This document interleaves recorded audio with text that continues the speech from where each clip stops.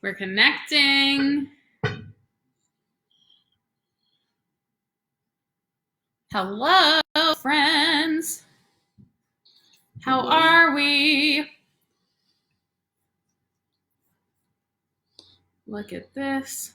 Craig is helping me with the Instagram. Hello. So, wow, we're going to be live on both of those things. For all those following, Katie Clark, not 100% great at Instagram. Happens. It happens to the best of us, clearly. Hello. Hope that you are having a great Monday. It is Monday. I was late for 2 Zoom meetings today because it is not Tuesday. Nope. It's Monday still for the whole day. Is that new? To me. Somebody was like, did you have trouble starting the meeting? And I was like, that was a really nice way to check on me in that moment. Yeah, I needed that reminder. Anyway, so we're here to talk about how we choose productions and then see them through to, what the audience gets to view. Right. Bailey is also in attendance should you have any puppy questions. Hi, Kathleen. And she's at our feet, but we'll pick her up if you need her. But we wanted to start with how we choose a show at the community house. So one thing just in general that I really like about Stage 284 is it's at the community house, which is a nonprofit organization dedicated to bringing people together.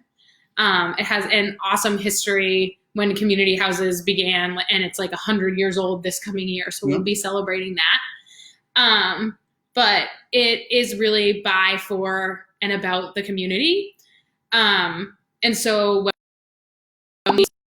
we actually do that with a community survey. So I have a group of people who help me pick what shows would be great, number one, for our community, but also for our space. We have a historic building. We don't want to be doing anything that we couldn't do well. And based on our budget, et cetera, what's going to sell well, what adults and kids want to do, what is like a multi-generational program we want to do. And then we put them in a survey and we send that out to staff, anyone who's ever been to a Stage 284 show, the board members, so that we get a nice analysis about the show. And then from there we can, or the shows that we are picking. So we do different categories like musical theater or straight play or a multi-generational story. Like this year we did Into the Woods with 3 casts, 2 kids casts, and 1 adult cast. And so we like to see all your feedback on what shows you want to see done, what shows you want to be in, what shows you've seen too many times, right? So all that sort of stuff is considered in our surveys. And then we next have to get the rights to them. So even if you vote like, yes, we all must do Hamilton, which unfortunately we will probably not ever be able to do in my lifetime. But even if you all vote on something, it's sometimes hard to get the rights. Just if it's like on tour or something to that nature, right? Yeah, there are so many rules with getting rights and royalties that, the general public isn't really aware of. You can be denied rights if there's a touring production near you. You can be denied rights if there's a production that's about to tour near you, which is why sometimes either high schools or community theaters or local theaters are the first to find out about tours that are coming into a city because they got denied the rights and the tour hasn't even been announced yet. So that is, it's a lot of behind the scenes work before we even get to start working on the show itself. Yeah. A good rights story I have is for School of Rock. People had asked me, they're like, how are you doing School of Rock? It's still on Broadway. Like, what did you do? And I'm like, I promise I went through all the right channels. They actually released School of Rock rights for the youth version while they were still touring the full version. Exactly. Hey, Pam. Yeah, that's basically how we select. And then, of course, like at Endicott, I wanted to do a show this year that was on tour. Yep. And it would have been, we had the perfect cast for it, but we couldn't do it. And we got Lily Blunt, so that's great. Yeah, so after we've narrowed that down, I, as the artistic director, have to make a budget that then gets approved by all areas of the universe. Yeah. And that budget is supposed to just help us make sure that we can do all these shows and take care of the people who help support us, all our community house staff, all our Stage 284 staff, and inspire and entertain the public. So after that process and the rights, then we start putting our production team together. Craig, do you want to talk about the production team as the production manager? Yeah, so there's so many hands that go into making the productions that you're used to seeing at 284 now. Obviously, first and foremost would be the director. We take a lot of care when choosing directors. They usually are chosen before we even get to choose the show, really.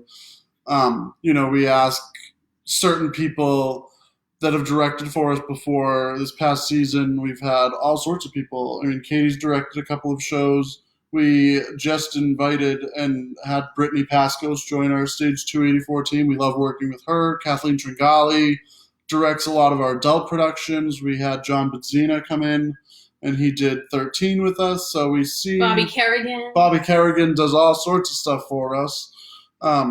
He's like a general handyman, former tech director, regular director, producer. He just kind of does a little bit of everything.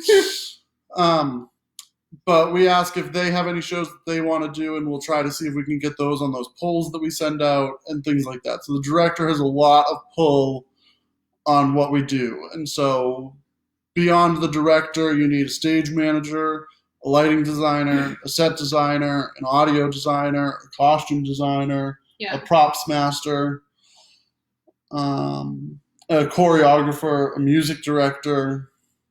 I think that's... Yeah, sometimes we don't call it this. We might need a child wrangler. Yes. They will say that in the, at North Shore Music Theater, you might be the child wrangler. I got to be a child wrangler through Boston Casting in my days, and I was like, this is actually the perfect job for me. I should just do that for life. Just wrangle children forever. But yeah, a clarifying thing. So directors who directed for us in the past and new directors, we do take, if you're interested in directing something, we take applications every year. So you don't have to be a director that's worked with us in the past to work here, but we do usually get our directors on board for the season before we have rights to the show, so we know, in that who number one, if you're on board, you've seen what our potential slate is. Child wrangler, yes, thank you, Pam. So you've seen what our slate is, so you can say, oh no, none of those things are for me, or if you have suggestions, etc.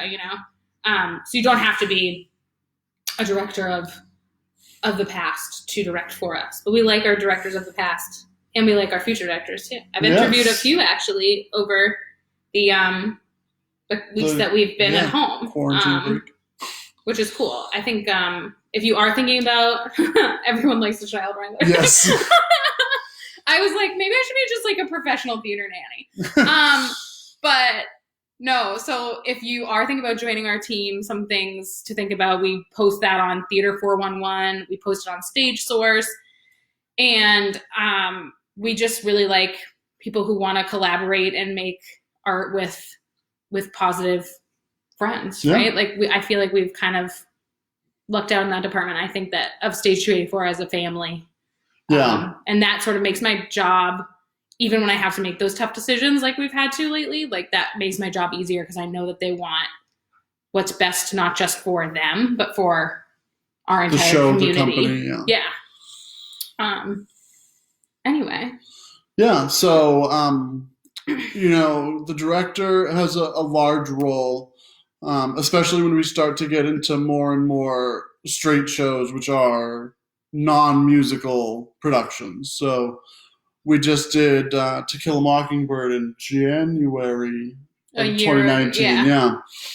And I think that might have been the last one, right? The most recent one? Most recent straight play. Most recent straight play, yeah. So we're looking to get into more of those. But obviously, if you have a musical production, then you have to have a music director. And that is huge because they have to know the music inside and out. If they don't know it, they have to learn it. And it's a lot to ask somebody to learn an entire musical, so they have to be invested just as much as anybody else. So those are the two big roles. Um, and then lights, set, and sound, we're always looking for people, but both myself and Brian Dozier have more or less settled into those roles. So we work with the directors. But I mean, I don't want to put words in Brian's mouth, but I know that I would love to have some help if you have any interest in learning the design process for lighting or set. And I'm sure Brian would like to work with people who want to learn how to use a soundboard and things like that. So those are some big roles. We don't have any form of a resident costume person per se. So we've gotten the opportunity to work with a lot of people through that capacity. But if you have any interest in that, always feel free to reach out. The other, I would say, one of our weaker points in having a regular person would be props. Yes. We actually have had a lot of great college students, college interns doing props. Our very own Megan Delgenia. Yeah. Or like Amy does props for us all the time. Thank you, Amy. Yeah. Kathleen Tringali and I have spent many a night making some type of prop. And yeah, so something Craig was saying in there, if you're ever interested in learning something, we do have an internship program, but even you can also just like show up and, I mean, obviously let us know you're coming, especially now, because we aren't currently there, but we have had some of our actors like Sean Westgate, who's in Pippin, he was also in Into the Woods. He was helping, or he was learning some stuff about lights. Allie Smale, who you'll see on Wednesday with her sister Ashley. She's done the lights with us before. She's also been an assistant choreographer. So all ages and stages, we'll get you involved. Yeah, and if we know that there's interest out there, we can put out the days that we'll be working on those specific aspects. We're going to get to that a little bit later on in this live. But we can put out those dates that we'll be there working on certain things, and you're more than welcome to just show up and you can pull up a chair and just watch as I do it or Brian does it or anybody who's working on those technical aspects, because it's a lot of fun. It's very different than being on stage. Yeah. It's a totally different ball game that we start playing there. So it's fun. I enjoy playing the game. So yeah. Pam had a great question. She said that in light of current circumstances, is it possible that what you have current licenses for, they could be lost? So really great question. At the moment, Brian says, sure, everyone can come hang out. At the moment, all of our licenses from shows that have been postponed from spring are guaranteed to us for the 2020 year. There was a lot of actually, I'm not going to say well, I guess there's some sense of pressure on the artistic community to be doing more things online and to start like streaming performances, and MTI, Concord Theatricals, Sam French, all those companies had sort of loosened rights to streaming, but it was for shows that were currently in production. So like if you had done a show for a weekend and then you were going to lose like 5 weekends, they were like, okay, so here are the shows that we would be able to let you live stream. So that is not true now as much as it was in the middle of runs of things. Yeah. So if I wanted to put Secret Garden online, I'd have to apply to do that, and it's very likely that they wouldn't allow that. That's not to say that none of these companies are working on making something like that work. Like Broadway licensing actually is doing a lot of virtual streaming stuff. So like there are options to do shows, but we are going to start working and putting together a virtual cabaret. So that'll be our first test of what we can really handle live online. But so basically the short answer is right now we aren't losing any current licenses, but if we had to postpone anything to 2021, we'd have to reapply. So that's the... Yeah, and it's just such a tangled web because, she mentioned a couple of companies like Concord Theatricals and MTI, which is Music Theater International, but they don't have rights to these shows. You have to think of them almost like an agent for the people who do hold the rights. So, either singular people or companies hold the actual rights to the show and they are the be-all, end-all say of what can happen with that show. And so MTI and Concord are both, pushing for these right holders to temporarily loosen their reins on what they're trying to do so that hopefully we can get some more art online, because I think right now the world needs anything to distract it from what's going on. Love and art. Yeah. No, I was going to say something, but flew out of my mind when you said bummer. that. Sorry. Oh, yeah. So I was going to say, just like as an example, let's say I wrote the show, right? And Craig is my agent. Yeah. And I either wrote the show in like 1920 or like, yeah, or not really 1920. I guess it would be later, that based on classical theater term. But anyway, I wrote it. Maybe I'm not around anymore. Maybe I live in a different country, whatever. They have to contact me in order before they do anything. Let me. And I might be like, that's totally great, but I may just like be in a place where I'm not reachable, or rights could be through a foundation. Like there are a lot of, Irish Dance Online, great idea. Love it. Hi, Kay. So that's kind of how we get the team together and choose the show. Great time for new works. That's also true. Yes. Yeah.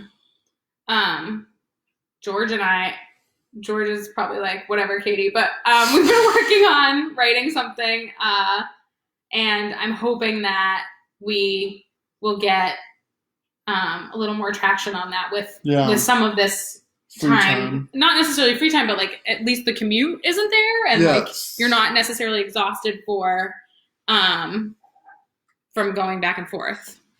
Yeah. So, individual work. So, is that like a director? Yeah. So once we get the team together, then we have a large production meeting. It's probably the biggest production meeting of the entire, show process. So what we do is we sit all of those people that we talked about, the director, the artistic director, the musical director, the choreographer, all of the design team. The child wrangler. Yeah, the child wrangler doesn't necessarily have to come to that one. And we just kind of let the director say what's on their mind as far as the show is concerned, any concepts that they have, any ideas that they want conceptually through the whole show. And, that's a chance for the designers to kind of collaborate with the directors so that we can all leave that meeting not necessarily knowing what the destination is, but at least knowing the first couple of turns to get there so that we can all do our own thing. And then we come back. Generally, the designers will start to meet with the directors on a more individual and more frequent basis as we get closer to the production. Do you want to start talking about maybe how you came up with some of the concepts for the shows you've directed? Or so we were going to talk about how we, in particular, come up with that, because we are a big part of the production team usually. Even if I'm not the director, I'm helping to produce it, right? But I think a cool thing you were saying is vision, right? So the director has this vision, and a good example of vision, always Kathleen Tringali, but especially for Into the Woods, she came up with this great idea of color representing different phases in the character's growth and their journey, right? And so we did that in both the adult and the kids cast. And so if you saw Into the Woods, you'd see like little red either like gets drained of color or gets color back, right? So at the beginning, we start out with these like amazing fairy tale costumes, and then they start learning a lesson, right? Little Red's cape turns into something else. Jack had a red vest, and a hat. He had different hats, right? And so by the end of the story, you almost have like this grayscale thing, so that every character is sort of like every man, right? So like Kay Radley played our baker's wife, right? So now you not only see like this baker's wife who's this fairy tale character that's like so iconic, but then a baker's wife that is Kay, or is you maybe, or is me, or is like, you could all relate to significantly more relatable, right? Yes. And then the baker's wife or the baker, right? They get back one of those things from the beginning. So one of those pops of color that they had. So once you hear that, like, that's the vision, then I felt like you did this super well. You built us a set that moved, which we're still jury's out on how well that went. But you were able to light this set in accordance to the draining of color, right? So there were scenes where people were like, when we're going through it, right, people would be like, oh, wow, that's like really dark. I'm like, yes. So first of all, find your light. Secondly, for the people in the back, find your light. But secondly, you know, like, it might be like one of those moments where we're supposed to see like this raw thing happening, right? I can think of in No More for when the baker is saying goodbye to his dad and he's like, listen, like, I can't do this anymore. No more questions, no more riddles. And it's like, it starts out dark and becomes like, at least in my version. Oh, and everyone should remember the steward, Susan Martell. Yes. It was her husband, Jay, but the comment is Susan credited. But like, it almost ended up in this like raw whole stage spotlight of like, here it is, warts and all, right? So yeah, I would say, like, if we're going from a directing standpoint, when I direct a show, my favorite thing about directing is blocking.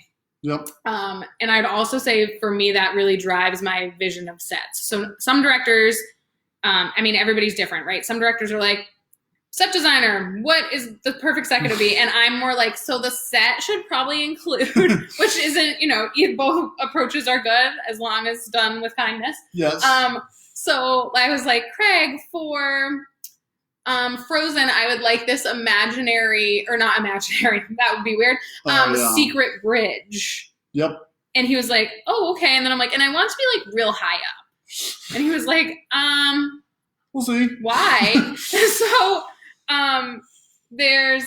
so I would say the thing I start with is I read the script and I make no judgments, just like we say at our read-throughs. I don't try to act it. I don't try to give it anything. And then I'm like, okay, great. And then I read it through the lens of, I'm looking for a vision. I'm looking for, as Kathleen would say, the pearl of the show, right? I'm looking for that thing, right? High School Musical, we're all in this together. How can it be all about that, right? So I'm not directing that. Brittany is, and she'll be fabulous. But what is, you know, the message I want to get across? And then I read it and I think about not what the characters look like, but where they are. And for my musical theater class I'm teaching right now, we're actually talking about character relationships. And your character's relationship is defined based on what your relationship to everybody else is. What like if Craig and I are in a scene, what is he giving me that I can work with? What is he like blocking me from being able to do, right?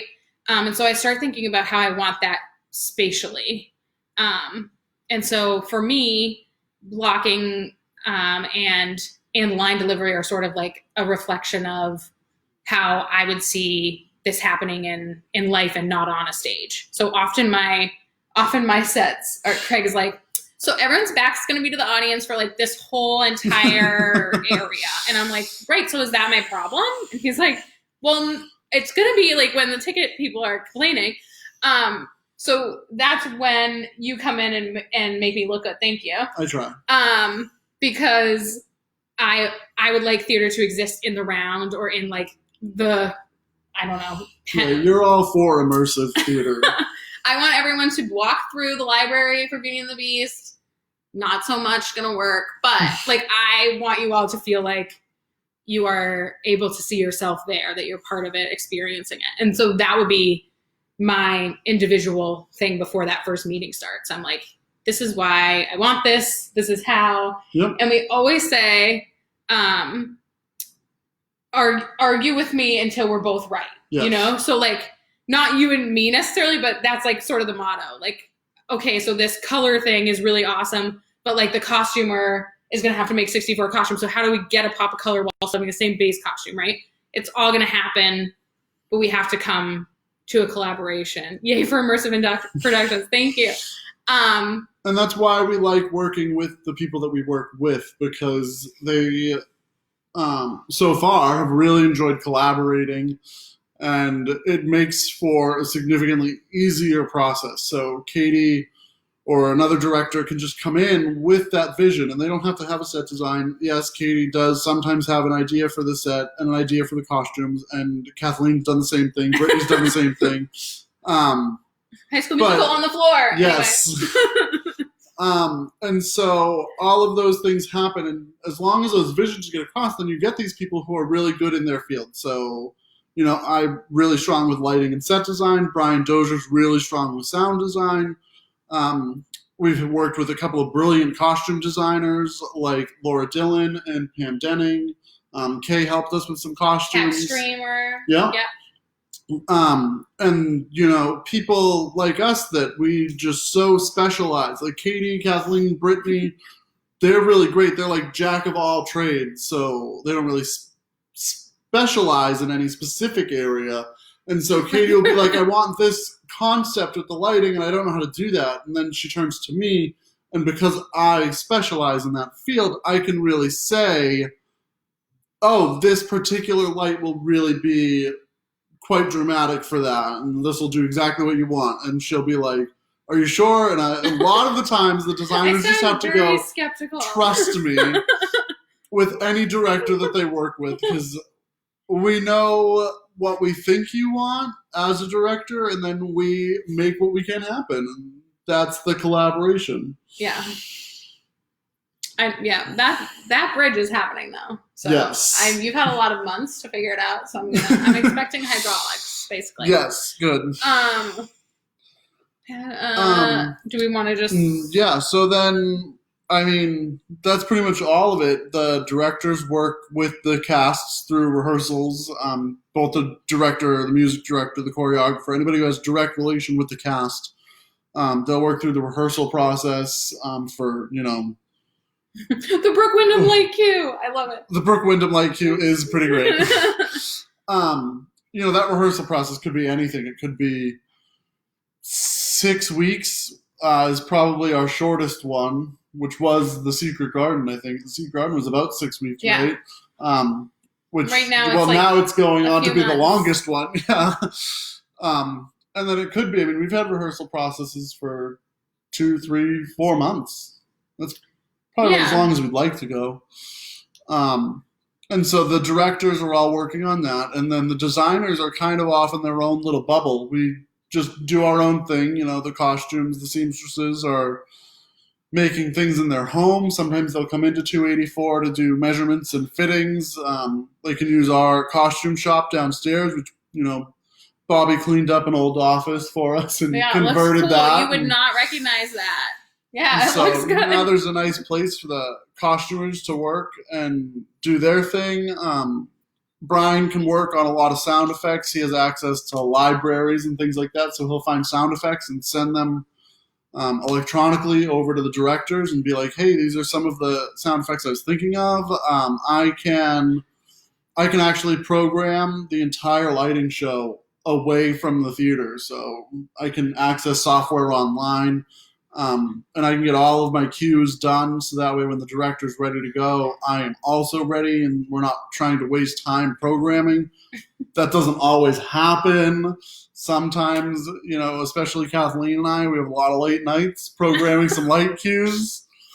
Things are said in love and in jest. And luckily we have a good team, so we don't really get too angry with each other, regardless of the hour that we're there, because that happens sometimes. Yeah. And so, we all just do our own thing, and then we have check-ins regularly, and then we come together for Tech Week, and that's really the first time that we're all in the same room again. Yeah, totally. In there we talked about lots of people who we've worked with in these different positions, but you look great. Well, we were talking about that. You look great. The other day. And I think we forgot some of our music directors, so I just wanted to shout out to them. So Georgia Bills, Ben Tan, Kathleen Castellanos, Sean. We had Sandy Nathan a while ago. She was amazing. Sean G. I'm not even going to try to say it on live. Michael Varno just joined us from Endicott College. Yep. I'm probably forgetting somebody. And within all those people, another major role that you don't really see is silent partner is our production sponsors. So like Cole Landscaping. So if you're in Hamilton, you might have seen their awesome parade. Yep. And we just have the law office of Julie Lowe, our lead sponsors and our family sponsors, the Comparados, John and Nancy Clark. I miss Sandy too. Yeah. So many people giving great gifts to make all of this possible. Yeah, because they all just believe that, the arts have a place in the world, especially now more than ever. Yeah. Which I think is why, Barbara Cole, who's a board member, and I'm not sure, is her husband also a board member? Or? No. So, they really believe that. So that's why they hired a DJ and put him on a big trailer and drove him around Hamilton and Wenham while he was playing music so that, the arts have a place even in this weird, unprecedented time. So, and I feel like, just shows like the Hamilton community, right? Yeah. I am not fortunate enough to live there, but I feel like I'm really welcome there, supported there. Great. So yeah, Tech Week comes. It goes by a lot of names in the theater world, not all appropriate to share on Facebook Live or Instagram, but we all have our endearing terms for it. And generally speaking, it starts with a load-in. So that's when we gain access to the space in a larger capacity than we had before. Right. And everybody else at the community house is aware of it, so they know that the set's going to start going into place and whatnot. So we get some people together on, either a Saturday or a Sunday. And fortunately, lately, we've even been lucky enough to have the week before Tech Week to start loading in.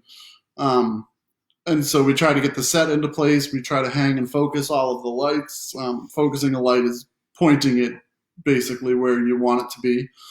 And do all of that. And, I've found through my many years of doing theater that it's important to try to get all of this legwork done ahead of time, because there are always going to be surprises and changes when things actually start happening. So you realize that you've designed this great set with these doors that oppose each other, and then all of a sudden the blocking happens and two actors try to open doors and they go right into each other, and then you're like, well, didn't see that one work. Coming. Yeah. And now you've got to reframe some doors. Or for the Secret Garden, we raised the whole stage up, 8 inches, and those who were in the show got to see it, and hopefully the audience members will eventually maybe get to see something. But there's a wheelchair in the show, and all of a sudden we rolled the wheelchair. We're like, oh, well, that's not going to work out great. So we had to build a ramp to get the wheelchair up. And there are all these little things that you have to be ready for. Yeah, she just ran away.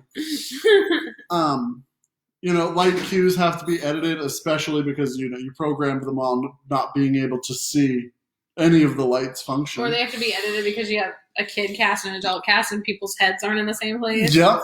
Should have thought about that. So there are all sorts of things that go into Tech Week, and it's a lot of fun. It's every day. It's really the only time that it's every day. Yeah. Is that last week.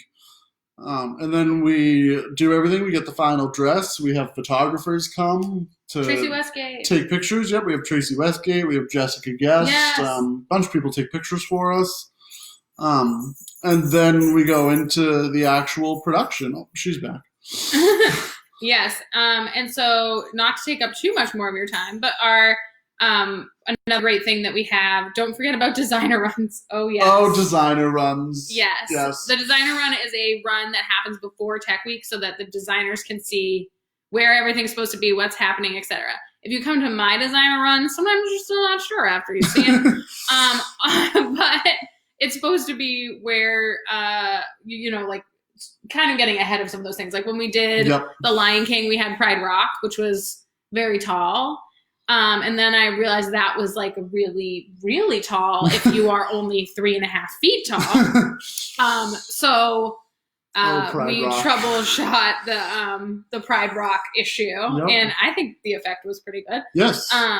But some people who help us out, front of house, etc., especially if you're doing a youth production, we often have a parent volunteer coordinator, and our current, like, not full-time, but full show time. Yes. Parent volunteer coordinator is Jessica Guest, and some other super moms are Pam Stein, Tracy Westgate, Sona Rivette. Oh my gosh, I had one right before you said Sona. Oh, my bad. No, it's okay. I'm going to keep thinking about them. Yeah, I know Pam Stein comes and does helps a makeup. watch. Yep. She's a good child wrangler. Yeah. Not much gets by her. Theater nanny. I think I like it better. But they help us in volunteer positions all the time, like front of house, or like we said, makeup. And Kristen Crockett, that's who it was. Kristen Thank you, Crockett, Kathleen. yes. I was like, oh my gosh, I had one more. And there are so many moms that help. Melissa Keys. So many moms, dads. Yeah, the dads help too. A lot of them brothers, come in. family members. Timmy Kircher's brother Miles is often there helping out. A lot of kids will help at shows that aren't their show, especially like my teens and tweens. But all that stuff, like all those people that you see, the ushers, sometimes even like a board op if we have somebody who has, like Susan and Jay got married on, I think it was opening night. Was it opening night? Opening night for the kids, right? Maybe for Into the Woods, yeah. Or one of the opening, right? And so I called my theater family, so I was very excited to be at their wedding, and I had so many committed parents and friends of 284, and they all came. And I got these like amazing videos of speeches to pump the cast up, and Jimmy Turner, who is amazing and does voice lessons and works with us and acts with us. He gave a great little pep talk, and it was very like, I'm getting teary thinking about it. I was like, oh no, I'm not going to be here for my community, and it turned out like we were all there for the community, and they all made a video for Jay and Susan, which was really cute. And we were all in the right place, and it felt good, Yes, on Hannah's birthday, they got married. But yeah, so that's what is sort of like during the production, we are having those people pop popcorn. We're having those people, sell concessions, help with tickets. Exactly. All sorts of things. Lots of people. And that leads us to strike, which is another time where we find so many committed friends and lots of family members. That's where we often find like brothers of actors who are interested in carpentry, and they're like, oh, I'd really love to help you build this next time instead of just tear it apart. When people talk about theater and doing theater and everything, the first place that pretty much everybody's mind goes is the onstage side of it. So, you have all of these siblings and parents and things like that they don't want to be on stage, but they want to either support their kid or their fellow sibling. And they just don't know how to do that. And then all of a sudden they see us either, during rehearsal, building parts of the set, during strike, taking it all apart, hanging and focusing lights, climbing up and down ladders. Yeah. That usually gets a lot of people's Adult attention. Playground. Yeah. Yes.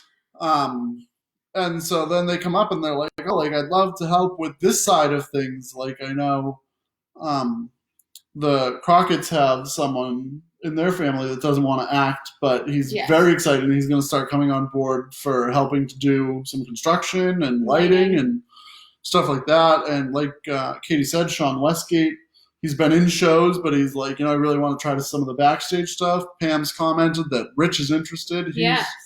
He was part of the Secret Garden cast, but now he wants to maybe try helping with lighting and sound. The other thing that we always look for, and we totally just missed all of this, would be pit musicians. Oh yeah, true.